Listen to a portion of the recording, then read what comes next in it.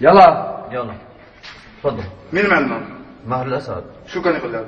كان يقول لي إنه بتروح بتقتله وبتقوصه، بتفوته، بتنهبه، بتسرقه. ايوه. ايه.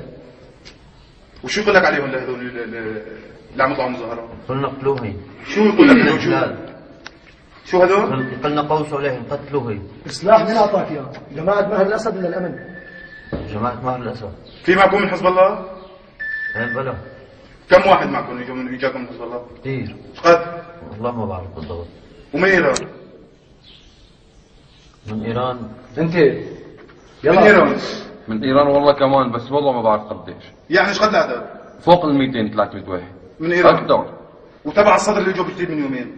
الصدر والله ما بعرف. ما بتخبر فيهم؟ لا والله، والله ما بخبر فيه. وين كنتم هنتكم؟ بالزبداني ولا بمضايا؟ مضايا. قامت المظاهرات بمضايا؟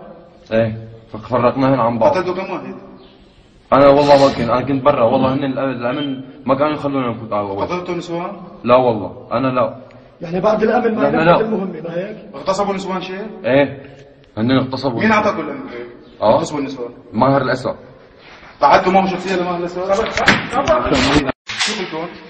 قلنا روحوا هذول وين بيكون في مظاهرات وبدن ما بعرف شو الحريه وهيك، اقتلوهم وفرقوهم عن بعض.